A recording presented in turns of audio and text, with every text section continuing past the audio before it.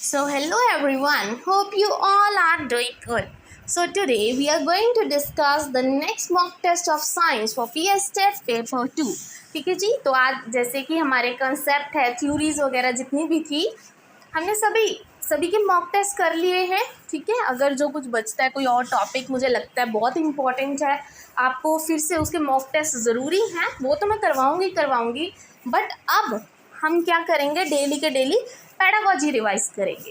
Right, pedagogy के जितने भी मॉक टेस्ट हैं वो करेंगे, फिर उसके बाद फिर से कंसेप्ट पे आ जाएंगे, ताकि जब तक आपका एग्ज़ाम हो आपको सारे कंसेप्ट प्लस आपकी पैडागॉजी अच्छे से तैयार हो जाए. राइट, सो फर्स्ट क्वेश्चन, आज हम रेमेडियल टीचिंग की बात करेंगे. ठीक है जी, आज का जो हमारा टॉपिक है, एक्चुअल में हमारी जो साइंस पैडागॉजी है उसके 10 चैप्टर्स हैं. उसका ये 10th चैप्टर है जो मैंने लास्ट से स्टार्ट किया है. ठीक है जी, आज हम डायग्नोस्टिक एंड रेमेडियल टीचिंग के बारे में स्टडी करेंगे, मतलब उसके क्वेश्चंस करेंगे. The main M of remedial teaching in science teaching is, science पढ़ाते टाइम बच्चों को रेमेडियल टीचिंग का जो मेन एम है वो क्या होता है. पहली बात, डायग्नोस क्या होता है कि रेमेडियल क्या होता है, दोनों में फ़र्क होता है. डायग्नोस का मतलब जैसे कि आप डॉक्टर के पास गए तो आपको डॉक्टर पहले डायग्नोस करेगा, मतलब देखेगा कि दिक्कत है कहाँ पे, फिर आपको दवाई देगा. वो जो दवाई है उसको रेमेडियल बोलते हैं, रेमेडी प्रोवाइड करेगा. तो यहाँ पे डायग्नोस का मतलब है कि बच्चे की आप पहले वीकनेस देखोगे, फिर रेमेडी क्या होता है कि आप बच्चे को उस हिसाब से पढ़ाओगे. ठीक है, जहाँ पे आपको लगता है कि बच्चे को नीड है किसी चीज़ की, उसको फुलफ़िल करोगे, उसको रेमेडी बोलते हैं. तो मेन एम क्या है, चाहे साइंस की बात है, यहाँ पे तो साइंस पैडागोजी कर रहे हैं इसलिए साइंस बोला गया है. राइट, अगर वैसे भी पूछा जाए कि मेन एम क्या होता है रेमेडियल टीचिंग का, हम क्यों रेमेडियल टीचिंग करते हैं. पहला, to develop good habits in student. सिर्फ हैबिट्स अच्छी करने के लिए कभी रेमेडियल नहीं करते हम. To make corrections in the students, नहीं जी. To rectify the learning difficulty of a particular student, बिल्कुल सही बात है, ताकि बच्चे को जहाँ पे पढ़ने की दिक्कत आ रही है वहाँ पे आप उसकी हेल्प कर सको. ठीक है, रेक्टिफाई करना, उसकी लर्निंग को सही करना, इसी के लिए तो हम रेमेडी प्रोवाइड करते हैं बच्चों को, क्योंकि वीकनेस स्ट्रेंथ तो हमने बच्चों की देख ली. अब उस अकॉर्डिंग हम जहाँ पे बच्चे को डिफ़िकल्टी फील हो रही है ना, चाहे एक पर्टिकुलर स्टूडेंट है चाहे ग्रुप ऑफ स्टूडेंट्स हैं, सबको क्या है, रेमेडी प्रोवाइड करते हैं, और यही मेन एम है रेमेडियल टीचिंग का. So C option is your correct one. I hope this is clear. तो नन ऑफ द अबव तो नहीं होगा. राइट, नेक्स्ट क्वेश्चन इज, ध्यान से क्वेश्चन देखिएगा. Which of the following does require the remedial teaching among the following. 4 options हैं, इन चारों में से किस में रेमेडियल टीचिंग की ज़रूरत है. पहला, female student who is not interested in class teaching because of teachers preference for boys. कि जो एक फीमेल स्टूडेंट है वो पढ़ना नहीं चाहती जस्ट बिकॉज जो टीचर है वो बॉयज़ को ज़्यादा प्रेफर कर रही है. नहीं जी, यहाँ पे रेमेडी थोड़ी है, रेमेडी तो होती है जहाँ पे बच्चे को डिफ़िकल्टी आए. ये तो वैसे ही बच्चा इंटरेस्टेड नहीं है पढ़ने में. Right, then female student who is not interested to read text book but learn all the principle of science taught in the class. Next, the student from rural background and does not understand science topic being taught in the class. एक बच्चा है वो rural background से आया है, बहुत ही पिछड़े हुए बैकग्राउंड से आया है, और उसको साइंस के कुछ टॉपिक समझ नहीं आ रहे, तो आप उसको रेमेडी प्रोवाइड करोगे ना, उसकी हेल्प करोगे. यहाँ पे जो उसकी नीड्स हैं, अभी वो बैकवर्ड एरिया से आया, आप उसकी हेल्प करोगे. राइट, आप उसको बताओगे कि एक्चुअल में कैसे पढ़ते हैं या कौन सा टॉपिक में डिफ़िकल्टी आ रही है, आप उसको हेल्प करोगे. यहाँ पे रेमेडी यूज़ हो रही है. ठीक है, फर्स्ट में तो नहीं होगी. एंड डी भी देख लेते हैं. The student who is more interested in other subject so doesn't study science. बच्चा दूसरे सब्जेक्ट में इंटरेस्टेड है इसलिए साइंस नहीं पढ़ रहा है, तो इसमें रेमेडी की क्या ज़रूरत है जब बच्चे को खुद ही इंटरेस्ट नहीं है.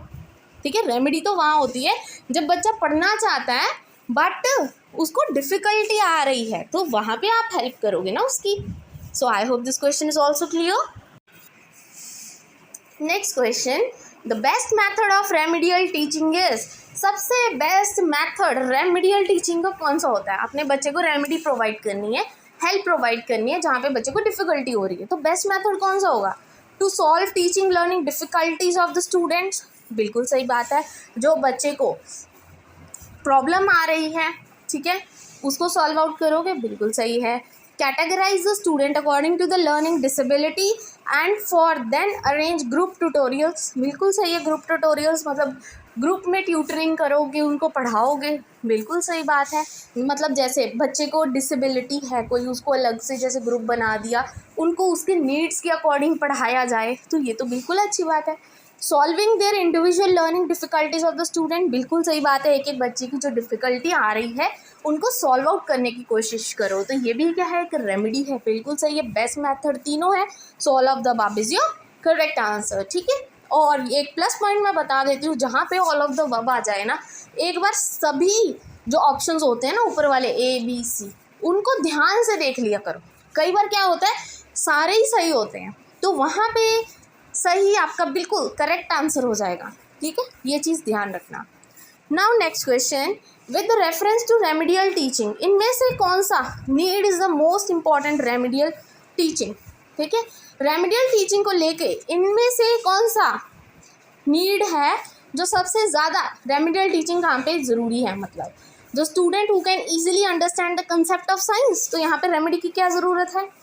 Student which is not able to perform experiment because of some reasons, उसके कुछ रीजन्स है, उसको कुछ डिफ़िकल्टीज़ है, तो वहाँ पे तो आप रेमेडी दोगे ना। The student which has lot of interest in science, तो उसको रेमेडी की क्या ज़रूरत है, वो तो परफेक्ट है। The student who can perform the experiment, वो तो परफॉर्म कर पा रहा है, तो उसको कोई दिक्कत नहीं है। सेकेंड वाले कर सकते हैं बट उनको कुछ रीजन्स की वजह से दिक्कत आ रही है, क्या पता उसको कुछ समझ ना आया हो, तो वहाँ पे टीचर क्या है, हेल्प प्रोवाइड करेगा, रेमेडी प्रोवाइड करेगा। So B option is your correct one. Now comes to the next question, इनमें से कौन सा is the basis for remedial teaching, इनमें से कौन सी रेमेडियल टीचिंग के बेसिस हैं। रेमेडियल टीचिंग किस चीज़ पे बेस्ड होती है, सेल्फ इवेल्युएशन पे।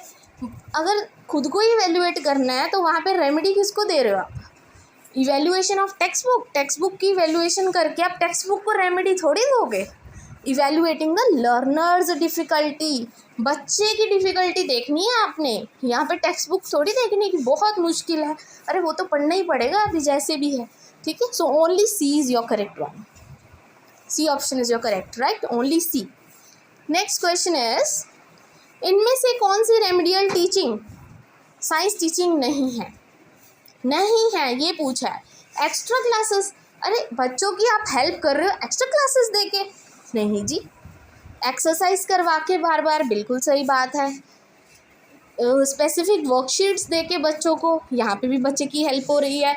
ग्रुप डिस्कशंस तो और ज़्यादा अच्छा है, तो नॉट पूछा गया है, तो नॉट कौन सा होगा, एक्स्ट्रा क्लासेस। एक्स्ट्रा क्लासेस कभी भी रेमेडियल टीचिंग थोड़ी ना होगी। अगर एक्स्ट्रा क्लासेस लगानी थी तो आप बच्चे को क्यों डायग्नोस कर रहे थे, right. So a option is your correct one here.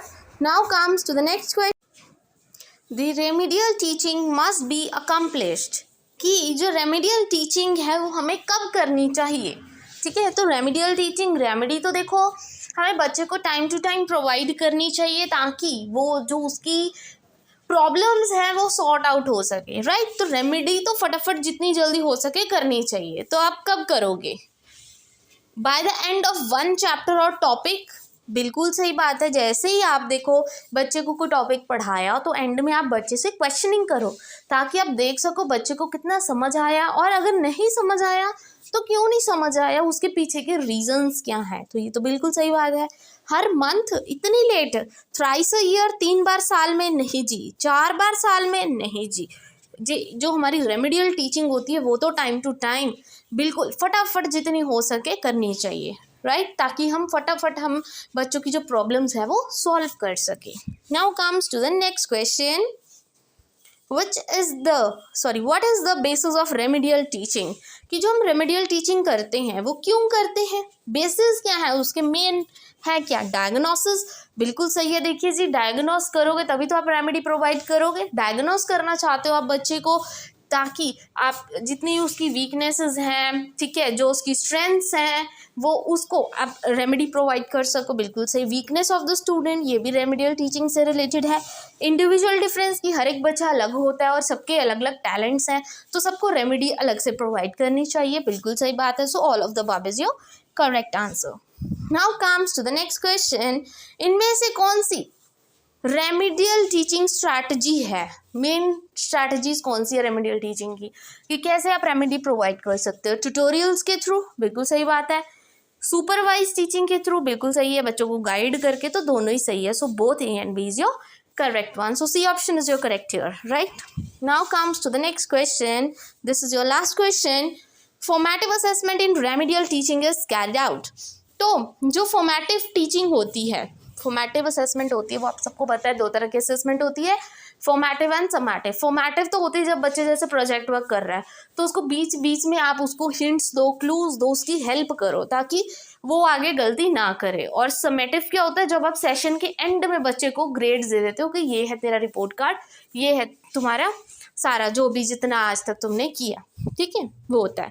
तो यहाँ पे फॉर्मेटिव की बात की गई है, जो हम ड्यूरिंग द लेक्चर देंगे, तो वो क्या होता है, formative assessment in remedial teaching is carried out during the course, बिल्कुल सही है। फॉर डायग्नोसिस, डायग्नोस करने के लिए तो देते हो आप, ठीक है, ताकि आपको बच्चों को पता लगे कि कहाँ कहाँ दिक्कत आ रही है। आफ्टर रेमेडियल क्लासेस आप फॉर्मेटिव असेसमेंट दोगे तो यहाँ पे ऑल ऑफ द अबव नहीं आएगा, during a course of instruction ही आएगा, ठीक है जी, क्योंकि ऑल ऑफ द अबव आ गया ना, तो ज़रूरी नहीं है कि सही होगा। But the thing is formative assessment पूछा है कि कब देनी चाहिए, तो वो तो ड्यूरिंग द कोर्स ही हम देते हैं। So first option is your correct one, A is your correct one, ठीक है जी। So these are some questions of science pedagogy. I hope आज के जो क्वेश्चंस हैं आपके लिए यूजफुल रहे हो, ठीक है जी। और अगर आपको वीडियो अच्छी लगी हो then please don't forget to like and subscribe my channel. Thank you very much.